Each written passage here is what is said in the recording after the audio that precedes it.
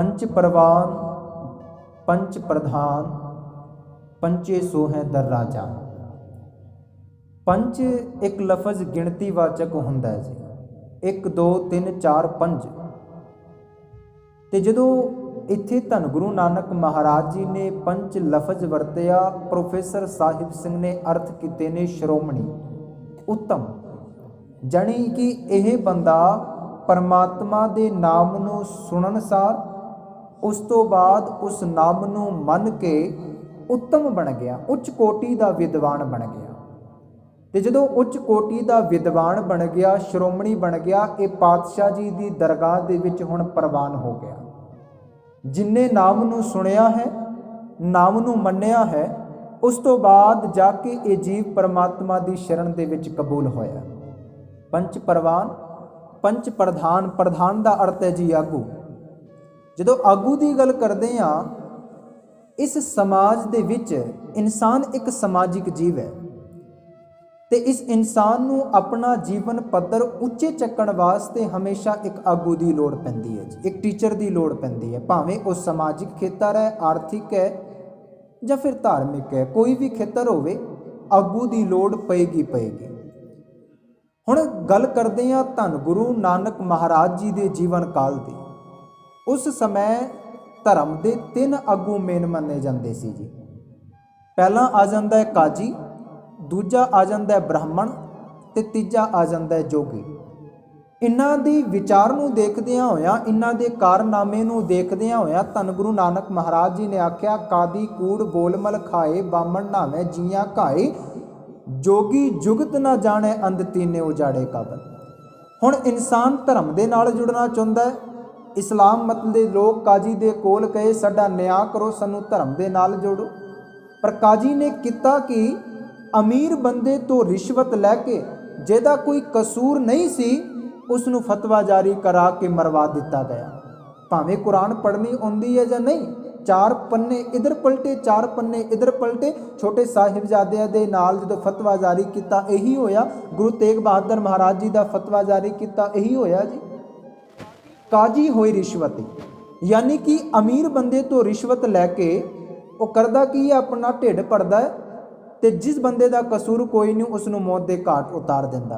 काजी अब्दुल वहाब अली वोरा वो है जदों गुरु तेग बहादुर महाराज जी का फतवा जारी किया गया सी। लगभग इतिहासकारां ने दसिया 14 दिन बाद इहदी मौत हो जाती है जी, शहीदी तो बाद। गुरु तेग बहादुर महाराज जी की शहीदी तो बाद 14 दिन बाद इहदी मौत हो गई। घर दे विच अणगिनत सोना चांदी रुपया निकलिया सी, ते ये गल इतिहास गवाही भरदा है, एक भी इहदा हक की कमाई का नहीं सी, सगों अमीर बंदे तो रिश्वत लैके अपना घर भरिया होया सी। हुण ब्राह्मणवादी सोच की यही गल है, वो भी धार्मिक आगू दे नाल जुड़ना चाहुंदे ने, धर्म की सिक्ख्या लैना चाहुंदे ने। पर आख्या की गया धर्म के आगुआं वल कि अपना आप आरे दे नाल चिरवाओ ते तां जाके तुहानू स्वर्ग मिलेगा। इंसान कितना भोला भाला सी जी, अपनी पत्नी, अपनी बच्ची, बच्चे, अपनी जमीन जायदाद सब कुछ एक ब्राह्मण नू दान दे के अपना आप आरे दे नाल चिरवा लेंदा है कि मैं मरण तो बाद स्वर्ग हासिल करांगा। जोंदे जी जिंदगी स्वर्ग नहीं बनाई, पर मौत तो बाद इस स्वर्ग की भाल कर रहा। अज भी आरा मौजूद है जी, वो इतिहासिक आरा है। बंदा अपने आप नू आरे दे नाल चिरवा लेंदा सी कि मौत तो बाद स्वर्ग मिलेगा। हुण तीजी गल आई जोगियां दी, जेड़ा अपना परिवार छड़ के हत्थ दे विच कटोरा फड़ के सर दे विच सुआ पा के लोकां कोल भिख मंग रहा है, वो सगों कित्थों तक सिक्ख्या दे सकता है, आप तुसीं अंदाजा ला सकते। कादी कूड़ बोलमल खाए, बामण नावे जियां घाए, जोगी जुगत ना जाने अंध तीने उजाड़े काबन। ये सी जी धार्मिक आगू। हुण गल करते हैं राजनीतिक आगुआं दी। राजनीतिक आगू भावें उस समय की गल करिए ते भावें अज की गल करिए, राजनीतिक आगू नूं धर्म दे नाल कोई लेना देना नहीं हुंदा, वो सिर्फ अपनी गद्दी बचाउंदा है। ते जिस देश दे विचों लोग धरने ते बैठना शुरू कर देण, सड़कां ते बैठना शुरू कर देण, इहदा मतलब इस देश दा राजनीतिक आगू जिहड़ा है वो जालम बन गया जी। इत्थों दी सरकार जालम बन चुकी है। यही बोल सी गुरु ग्रंथ साहिब महाराज जी दे, राजे शी मुकदम कुत्ते, जाए जगैन बैठे सुते, ਚਾਕਰ ਨ ਦਾ ਪਾਇਨ ਘਾਓ, ਰਤ ਪਿਤ ਕੁੱਤਿਓ ਚਟ ਜਾਓ। ਆਪਣੀ ਪ੍ਰਜਾ ਤੇ ਰੱਜ ਕੇ ਅਤਿਆਚਾਰ ਕਮਾ ਰਿਹਾ ਸੀ ਉਸ ਸਮੇਂ ਦਾ ਆਗੂ ਜੀ, ਜਿਹੜਾ ਆਪਣੇ ਆਪ ਨੂੰ ਰਾਜਾ ਦੱਸਦਾ। ਰਾਜਾ ਉਹ ਹੈ ਜੋ ਪ੍ਰਜਾ ਦਾ ਭਲਾ ਸੋਚੇ, ਪਰ ਜੇਕਰ ਪ੍ਰਜਾ ਨੂੰ ਲੁੱਟ ਕੇ ਖਾ ਰਿਹਾ, ਇਹਦਾ ਮਤਲਬ ਉਹ ਰਾਜਨੀਤਿਕ ਆਗੂ ਨਹੀਂ ਹੋ ਸਕਦਾ। ਇਹੀ ਆਖਿਆ ਸੀ ਮਹਾਰਾਜ ਜੀ ਨੇ, ਕੂੜ ਬੋਲ ਮੁਰਦਾਰ ਖਾਏ, ਅਵਰੀ ਨੂੰ ਸਮਝਾਵਣ ਜਾਏ। ਆਪ ਤੇ ਝੂਠ ਬੋਲ ਕੇ ਪੇਟ ਭਰਿਆ ਤੇ ਬਾਕੀ ਲੋਕਾਂ ਨੂੰ ਸਮਝਾ ਰਿਹਾ।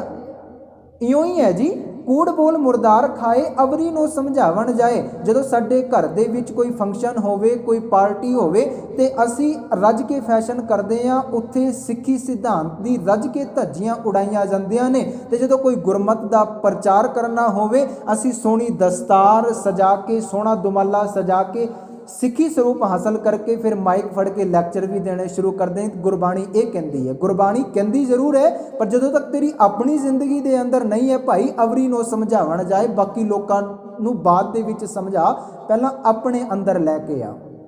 ਜਿੱਦਣ ਆਪਣੇ ਅੰਦਰ ਗੱਲ ਗੁਰੂ ਦੀ ਆ ਗਈ ਤੇ ਉਦਣ ਬੇੜਾ ਪਾਰ ਲੰਘ ਜਾਣਾ ਜੀ।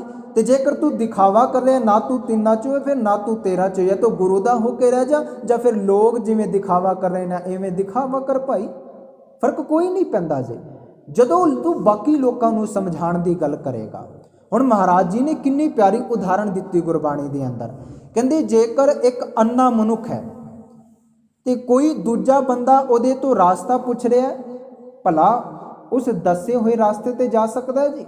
ਨਹੀਂ ਜਾ ਸਕਦਾ, ਕਿਉਂਕਿ ਪਤਾ ਭਾਈ ਇਸ ਨੂੰ ਤਾਂ ਪਤਾ ਹੀ ਨਹੀਂ ਰਾਸਤਾ ਕਿੱਧਰ ਨੂੰ ਜਾਂਦਾ ਹੈ, ਇਹਦੀ ਤੇ ਅੱਖਾਂ ਹੀ ਹੈ ਨਹੀਂ। ਉਹ ਉਹਦੇ ਕੋਲ ਰਾਸਤਾ ਪੁੱਛੇਗਾ ਜਿਹਦੀਆਂ ਅੱਖਾਂ ਨੇ, ਜਿਹੜਾ ਜਾਣੂ ਹੈ, ਜਿਹਨੂੰ ਰਾਸਤੇ ਦਾ ਪਤਾ ਹੈ। ਤੇ ਅੰਧੇ ਦੇ ਦੱਸੇ ਦੇ ਰਾਸਤੇ ਅੰਧਾ ਤੇ ਜਾ ਸਕਦਾ ਹੈ, ਦੂਜਾ ਵੀ ਅੰਨਾ ਹੈ ਤੇ ਦੱਸਣ ਵਾਲਾ ਵੀ ਅੰਨਾ ਹੈ, ਫਿਰ ਜਾ ਸਕਦਾ ਹੈ। ਗੁਰਬਾਣੀ ਦਾ ਵਾਕ ਹੈ ਜੀ ਕਿ ਬੰਦੇ ਜੇਕਰ ਤੇਰੀਆਂ ਅੱਖਾਂ ਨੇ ਹੋਏ ਸੁਜਾਖਾ ਨਾਨਕਾ, ਸੋ ਕਿਉਂ ਉਜੜ ਪਾਏ। ਜੇਕਰ ਤੇਰੀ ਅੱਖਾਂ ਨੇ ਸੁਚੇਤ ਕਰਕੇ ਤੂੰ ਜਾਣੂ ਹੈ ਭਾਈ, ਤੈਨੂੰ ਪਤਾ ਹੈ ਸਹੀ ਕੀ ਹੈ ਗਲਤ ਕੀ ਹੈ, ਫਿਰ ਤੂੰ ਅੰਧੇ ਦੇ ਦੱਸੇ ਹੋਏ ਰਾਸਤੇ ਤੇ ਨਹੀਂ ਜਾਏਗਾ। ਹਾਂ, ਅੰਧੇ ਕਹਿ ਰਾ ਦੱਸਿਆ ਅੰਧਾ ਹੋਏ ਸੋ ਜਾਏ, ਅੰਧੇ ਦੇ ਦੱਸੇ ਹੋਏ ਰਾਸਤੇ ਤੇ ਕੇਵਲ ਅੰਨਾ ਮਨੁੱਖ ਜਾ ਸਕਦਾ ਹੈ। ਇਹ ਗੱਲ ਜਦੋਂ ਗੁਰਬਾਣੀ ਦੇ ਅੰਦਰ ਮਹਾਰਾਜ ਜੀ ਨੇ ਸਮਝਾਈ, ਫਿਰ ਗੱਲ ਸਾਰੀ ਪਿਛੋਕੜ ਨੂੰ ਲੈਂਦਿਆਂ ਹੋਇਆਂ ਸਮਝ ਆ ਜਾਂਦੀ ਕਿ ਸਾਡਾ ਆਗੂ ਕਿੱਦਾਂ ਦਾ ਹੋਣਾ ਚਾਹੀਦਾ। ਨਾਨਕ ਅੰਧਾ ਹੋਏ ਕੇ ਦੱਸੇ ਰਾਹ, ਸਬਸ ਮੁਹਾਏ ਸੱਥ ਹੈ। ਐਸਾ ਆਗੂ ਦੀ ਜਦੋਂ ਉਹਨਾਂ ਨੇ ਗੱਲ ਕੀਤੀ ਕਿ ਆਗੂ ਕਿੱਦਾਂ ਦਾ ਹੋਵੇ, ਜਿਹੜਾ ਪ੍ਰਜਾ ਦਾ ਭਲਾ ਸੋਚਦਾ ਹੋਵੇ, ਹਰ ਇੱਕ ਇਨਸਾਨ ਨੂੰ ਬਰਾਬਰਤਾ ਦਾ ਹੱਕ ਦਿੰਦਾ ਹੋਵੇ, ਉਹ ਅਸਲ ਦੇ ਵਿੱਚ ਆਗੂ ਹੈ। ਗੁਰੂ ਨਾਨਕ ਮਹਾਰਾਜ ਜੀ ਤੋਂ ਪਹਿਲਾਂ ਭਗਤ ਕਬੀਰ ਜੀ, ਭਗਤ ਰਵਿਦਾਸ ਜੀ, ਕਿੰਨੇ ਭਗਤ ਹੋਏ ਨੇ, ਉਹ ਵੀ ਗੁਰਬਾਣੀ ਦੀ ਗੱਲ ਕਰ ਰਹੇ ਸਨ, ਪਰ ਇਕੱਲੇ ਹੋਣ ਕਾਰਨ ਇਹਨਾਂ ਦੀ ਆਵਾਜ਼ ਬੁਲੰਦ ਨਹੀਂ ਹੋ ਸਕੀ। ਉਹਨਾਂ ਦੀ ਆਵਾਜ਼ ਨੂੰ ਦਬਾਉਣ ਦੀ ਕੋਸ਼ਿਸ਼ ਕੀਤੀ ਗਈ, ਪਰ ਜਦੋਂ ਧੰਨ ਗੁਰੂ ਨਾਨਕ ਮਹਾਰਾਜ ਜੀ ਆਏ, ਇਹਨਾਂ ਦੀ ਗੁਰਬਾਣੀ ਨੂੰ ਇਕੱਤਰ ਕੀਤਾ। ਪੰਜਵੇਂ ਜਾਮੇ ਦੇ ਅੰਦਰ ਧੰਨ ਗੁਰੂ ਅਰਜਨ ਮਹਾਰਾਜ ਜੀ ਨੇ ਇੱਕ ਸਰੂਪ ਦਿੱਤਾ। 239 ਸਾਲ ਦਾ ਸਮਾਂ ਲਗਾ ਕੇ ਗੁਰੂ ਨਾਨਕ ਮਹਾਰਾਜ ਤੋਂ ਗੁਰੂ ਗੋਬਿੰਦ ਸਿੰਘ ਮਹਾਰਾਜ ਤੱਕ, ਜਦੋਂ ਸ੍ਰੀ ਗੁਰੂ ਗ੍ਰੰਥ ਸਾਹਿਬ ਜੀ ਨੂੰ ਗੁਰਤਾ ਗੱਦੀ ਦਿੱਤੀ ਗਈ, ਤੇ ਅਸਲ ਦੇ ਵਿੱਚ ਆਗੂ ਇਹਨਾਂ ਨੂੰ ਸਮਝਾਇਆ ਗਿਆ। ਆਗੂ ਕਿੱਦਾਂ ਦਾ ਹੋਣਾ ਚਾਹੀਦਾ ਹੈ? ਬੰਦੇ ਆਪਣੇ ਰਿਸ਼ਤੇਦਾਰ ਕੋਲ, ਆਪਣੇ ਪਰਿਵਾਰ ਕੋਲ, ਆਪਣੇ ਫਰੈਂਡ ਸਰਕਲ ਤੋਂ ਜ਼ਰੂਰ ਪੁੱਛ, ਸਲਾਹ ਜ਼ਰੂਰ ਲੈ, ਪਰ ਜਦੋਂ ਵੀ ਤੂੰ ਜ਼ਿੰਦਗੀ ਦਾ ਕਦਮ ਪੁੱਟਣਾ ਹੈ, ਅਗਲਾ ਰਾਸਤਾ ਦੇਖਣਾ ਹੈ, ਤੇ ਗੁਰੂ ਗ੍ਰੰਥ ਸਾਹਿਬ ਤੋਂ ਅਗਵਾਈ ਲੈ ਕੇ ਅਸਲ ਦੇ ਵਿੱਚ ਅਗਲਾ ਕਦਮ ਰੱਖੀ। ਆਗੂ ਜੇਕਰ ਬਣਾਉਣਾ ਹੈ ਤੇ ਗੁਰੂ ਨੂੰ ਬਣਾ, ਗੁਰੂ ਗ੍ਰੰਥ ਸਾਹਿਬ ਤੋਂ ਅਗਵਾਈ ਲੈ ਕੇ ਮੈਂ ਜ਼ਿੰਦਗੀ ਦੇ ਵਿੱਚ ਕਰਨਾ ਕੀ ਹੈ। ਇੱਦਾਂ ਦਾ ਆਗੂ ਆਪਣੀ ਜ਼ਿੰਦਗੀ ਦੇ ਵਿੱਚ ਆਪਣਾ। ਹੁਕਮਨਾਮਾ ਪੜ੍ਹਦੇ ਹਾਂ ਨਾ ਜੀ, ਤੁਮ ਦਾਤੇ ਠਾਕੁਰ ਪ੍ਰਤਪਾਲਕ ਨਾਇਕ ਖਸਮ ਹਮਾਰੇ। ਨਾਇਕ ਦਾ ਅਰਥ ਉੱਥੇ ਹੈ ਜੀ ਆਗੂ। ਪਾਤਸ਼ਾਹ ਜੀ ਤੁਸੀਂ ਸਾਡੇ ਆਗੂ ਵੀ ਹੋ, ਅਸੀਂ ਤੁਹਾਨੂੰ ਆਪਣਾ ਆਗੂ ਸਮਝਦੇ ਹਾਂ, ਤੁਸੀਂ ਸਾਡੀ ਜ਼ਿੰਦਗੀ ਦੀ ਅਗਵਾਈ ਕਰੋ ਕਿ ਅਸੀਂ ਅਸਲ ਦੇ ਵਿੱਚ ਚੱਲਣਾ ਕਿਵੇਂ। ਇਹ ਜਦੋਂ ਮਹਾਰਾਜ ਜੀ ਨੇ ਬੋਲ ਆਖੇ, ਇਹਨਾਂ ਬੋਲਾਂ ਤੋਂ ਇਨਸਾਨ ਨੂੰ ਸਮਝ ਆਉਣੀ ਚਾਹੀਦੀ ਹੈ ਕਿ ਇਨਸਾਨ ਜੇਕਰ ਜ਼ਿੰਦਗੀ ਦੇ ਅੰਦਰ ਆਗੂ ਬਣਾਉਣਾ ਹੈ, ਜ਼ਿੰਦਗੀ ਦੇ ਚੱਲਣ ਦੇ ਰਾਸਤੇ ਦੇ ਉੱਤੇ ਚੱਲਣਾ ਹੈ, ਤਾਂ ਕੇਵਲ ਤੇ ਕੇਵਲ ਸ੍ਰੀ ਗੁਰੂ ਗ੍ਰੰਥ ਸਾਹਿਬ ਨੂੰ ਪੁੱਛ ਕੇ ਚੱਲ ਕਿ ਮੈਂ ਅਸਲ ਦੇ ਵਿੱਚ ਜ਼ਿੰਦਗੀ ਦੇ ਵਿੱਚ ਕਰਨਾ ਕੀ ਹੈ।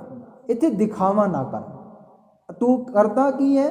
ਆਪਣੇ ਸਰੀਰ ਤੇ ਹਾਰ ਸ਼ਿੰਗਾਰ ਕਰਕੇ ਇਸ ਦੁਨੀਆ ਦੇ ਵਿੱਚ ਘੁੰਮਦਾ ਹੈ, ਤੇ ਜਦੋਂ ਗੱਲ ਪ੍ਰੋਗਰਾਮ ਦੀ ਜਾਂ ਫਿਰ ਉਸ ਪਾਤਸ਼ਾਹ ਜੀ ਦੀ ਗੁਰਬਾਣੀ ਦੀ ਆਉਂਦੀ ਹੈ, ਤੇ ਫਿਰ ਗੁਰਬਾਣੀ ਦੀ ਉੱਥੇ ਗੱਲ ਵੀ ਕਰਦਾ ਹੈ। ਇਸ ਨੂੰ ਕਿਹਾ ਸੀ ਮਹਾਰਾਜ ਜੀ ਨੇ, ਨਾ ਤੂੰ ਤਿੰਨਾਂ ਚੋਂ ਨਾ ਤੂੰ ਤੇਰਾ ਚੋਂ, ਭਾਈ ਇੱਕ ਪਾਸੇ ਹੋ ਜਾ। ਉੱਥੇ ਇੱਕ ਸ਼ਾਇਰ ਨੇ ਬੜਾ ਕਮਾਲ ਦਾ ਲਿਖਿਆ ਜੀ, ਇੱਥੇ ਵਿਕਦੀ ਇਬਾਦਤ ਪੈਸਿਆਂ ਤੇ, ਪੂਜਾ ਪਾਠ ਅਰਦਾਸ ਇਨਸਾਨ ਵਿਕਦਾ, ਮਜ਼ਹਬੀ ਲੀਡਰਾਂ ਦਾ ਇੱਥੇ ਬਿਆਨ ਵਿਕਦਾ, ਫਿਰਕੂ ਆਗੂਆਂ ਦਾ ਇੱਥੇ ਵਰਦਾਨ ਵਿਕਦਾ, ਪੈਸੇ ਖਰਚ ਸਟੇਜ ਨੂੰ ਮੁੱਲ ਖਰੀਦ ਲਓ, ਸਣੇ ਸਕੱਤਰ ਇੱਥੇ ਪ੍ਰਧਾਨ ਵਿਕਦਾ, 2 ਕੋਡੀਆਂ ਤੇ ਇੱਥੇ ਭਗਤ ਵਿਕਦਾ, ਚੰਦ ਠੀਕਰਾਂ ਤੇ ਇੱਥੇ ਪ੍ਰਧਾਨ ਵਿਕਦਾ, ਚੰਦ ਠੀਕਰਾਂ ਤੇ ਇੱਥੇ ਪ੍ਰਧਾਨ ਵਿਕਦਾ। ਇਹਨਾਂ ਰਾਜਨੀਤਿਕ ਧਾਰਮਿਕ ਆਰਥਿਕ ਆਗੂਆਂ ਨੂੰ ਛੱਡਦਿਆਂ ਹੋਇਆ ਕੇਵਲ ਤੇ ਕੇਵਲ ਗੁਰੂ ਗ੍ਰੰਥ ਸਾਹਿਬ ਦੇ ਲੜ ਲੱਗ ਭਾਈ, ਤਾਂ ਅਸਲ ਦੇ ਵਿੱਚ ਤੈਨੂੰ ਪਤਾ ਲੱਗੇਗਾ ਕਿ ਮੈਂ ਜ਼ਿੰਦਗੀ ਦੀ ਅਗਵਾਈ ਪਾਤਸ਼ਾਹ ਜੀ ਕਿਹਦੇ ਤੋਂ ਲੈਣੀ ਹੈ। ਮਨਾ ਕਿੰਨਾ ਲੋਕਾਂ ਤੇ ਵਿਸ਼ਵਾਸ ਕਰਦਾ ਹੈ, ਉਹ ਲੋਕ ਜਿਹੜੇ ਧੰਨ ਧੰਨ ਸ਼੍ਰੀ ਗੁਰੂ ਗ੍ਰੰਥ ਸਾਹਿਬ ਦੀ ਸਹੁੰ ਚੱਕ ਕੇ ਸ਼ਰੇਆਮ ਮੁਕਰ ਜਾਂਦੇ ਨੇ। ਨਹੀਂ ਭਾਈ, ਜਿਨ੍ਹਾਂ ਨੇ ਆਪਣੀ ਜ਼ਿੰਦਗੀ ਦੇ ਅੰਦਰ ਗੁਰੂ ਗ੍ਰੰਥ ਸਾਹਿਬ ਨੂੰ ਕੱਖ ਨਹੀਂ ਸਮਝਿਆ, ਤੂੰ ਕੀ ਸਮਝਦਾ, ਉਹ ਤੈਨੂੰ ਕੀ ਖਾਕ ਸਮਝਣਗੇ। ਗੱਲ ਸਰਾਸਤ ਸੱਚ ਹੈ, ਪਰ ਇਨਸਾਨ ਇਹ ਗੱਲ ਆਪਣੀ ਜ਼ਿੰਦਗੀ ਦੇ ਅੰਦਰ ਬਿਠਾ, ਗੁਰੂ ਤੋਂ ਬਗੈਰ ਅਗਵਾਈ ਕਿਸੇ ਤੋਂ ਨਾ ਪ੍ਰਾਪਤ ਕਰ। ਸਲਾਹ ਸਭ ਦੀ ਲੈ, ਪਰ ਅਗਵਾਈ ਅਰਦਾਸ ਕਰਕੇ ਉਸ ਗੁਰੂ